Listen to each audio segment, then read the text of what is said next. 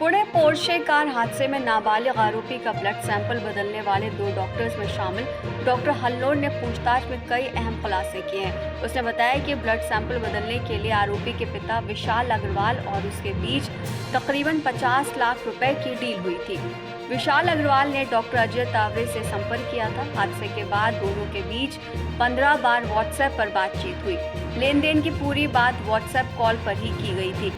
तावरे के कहने पर विशाल अग्रवाल ने पहली किस्त के 3 लाख रुपए दिए थे। इनमें से 2.5 लाख रुपए डॉक्टर हल्लोर और 50,000 रुपए स्टाफ अतुल घाटकाले को मिले। इस मामले में एक पूर्व पुलिस अधिकारी के भी शामिल होने की चर्चा है। उसने भी आरोपी को बचाने की कोशिशें की थी।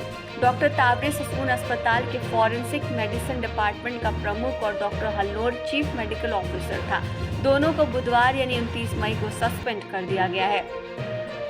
अस्पताल के डीन डॉक्टर विनायक काले को लंबी छुट्टी पर भेज दिया गया है। पुणे के कल्याणी नगर इलाके में 18-19 मई की रात 17 साल 8 महीने के एक लड़के ने आईटी सेक्टर में काम करने वाले बाइक सवार युवक और युवती को टक्कर मार दी थी, जिससे दोनों की मौके पर दर्दनाक मौत हो गई। घटना के समय आरोपी नशे में था। वो 200 किलोमीटर प्रति घंटे की रफ्तार से गाड़ी चला रहा था। डॉक्टर तावरे ससून और डॉक्टर हल्लोर को अस्पताल के एक स्टाफ अतुल घाटकाले के साथ 27 मई को गिरफ्तार किया गया था।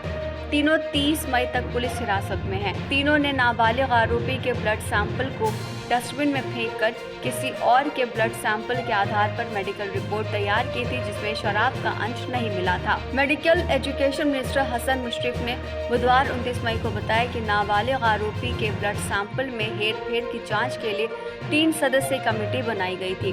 कमेटी ने राज्य सरकार को रिपोर्ट सौंपी है, जिसके आधार पर डॉक्टर्स को सस्पेंड किया गया। जेजे ग्रुप ऑफ हॉस्पिटल की dean doctor Pallavi supply committee की अध्यक्षता कर रही थी। उनके अलावा ग्रांट मेडिकल कॉलेज के फॉरेंसिक मेडिकल विभाग के प्रोफेसर डॉक्टर गजानन चौहान और छत्रपति संभाजी नगर सरकारी मेडिकल कॉलेज के special duty officer doctor Sudhir Chaudhary इसके सदस्य थे। एनसीपी के नेता मुशर्रफ ने यह भी माना है कि पार्टी विधायक सुनील टिंगरे के रिकमेंडेशन लेटर के आधार पर डॉक्टर तावरे की नियुक्ति की गई थी। मुशर्रफ ने कहा, सुनील टिंगरे ने डॉक्टर तावरे की नियुक्ति की सिफारिश की थी और मैंने इसकी मंजूरी दी। मुझे तावरे के पिछले आरोपों के बारे में कुछ नहीं पता था। जब सिफारिश की गई थी तो डीन को उसके बारे में बताना चाहिए था। हालांकि डीन डॉक्टर विनायक काले ने दावा किया कि मंत्री मुशर्रफ के आदेश पर ही डॉक्टर तावरे को मेडिकल सुपरिंटेंडेंट का एडिशनल चार्ज दिया गया था। उन्होंने बस मंत्री के आदेश का पालन किया था। कई मीडिया रिपोर्ट्स ये दावा कर रही हैं कि ससून अस्पताल में नाबालिग आरोपी का ब्लड सैंपल उसकी मां के साथ बदला गया था। आरोपी के साथ कार में 2 और लोग सवार थे, जिनके ब्लड सैंपल उनके भाई और पिता से बदला गया। हालांकि अभी इसकी आधिकारिक पुष्टि नहीं की गई है। पुलिस ने मंगलवार यानी 28 मई को बताया था कि आरोपी का ब्लड सैंपल बदलने का आइडिया डॉक्टर तावरे का ही था।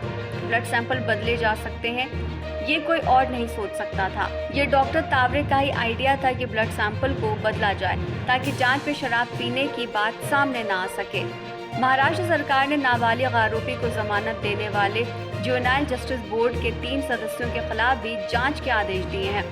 इसके लिए 5 सदस्यों की एक कमेटी बनाई गई है, जो ये जांच करेगी कि बोर्ड मेंबर्स ने जमानत देते वक्त तय नियमों का पालन किया या नहीं। समिति को 1 हफ्ते के अंदर अपनी रिपोर्ट सौंपनी होगी। नाबालिग को इन 7 शर्तों पर जमानत मिली थी। पहली शर्त ये थी कि 7,500 रुपए के 2 बॉन्ड भरने होंगे, एक पर्सनल बॉन्ड और एक श्योरिटी बॉन्ड। दूसरा था कि दुर्घटनाओं पर 300 शब्दों का निबंध लिखना होगा।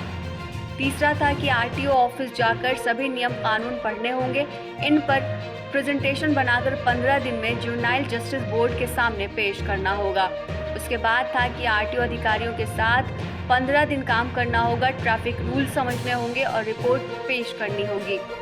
वहीं शराब की लत छुड़ाने के लिए काउंसलिंग लेनी होगी। छठा था कि साइकियाट्रिस्ट से कंसल्ट करना होगा और जुवेनाइल जस्टिस बोर्ड में 15 दिन में रिपोर्ट सौंपनी होगी। आखिरी था कि जब भी बुलाया जाएगा, आरोपी नाबालिग का अभिभावक उसे जुवेनाइल जस्टिस बोर्ड के सामने पेश करेगा और उसे बुरी संगत से दूर रखेगा।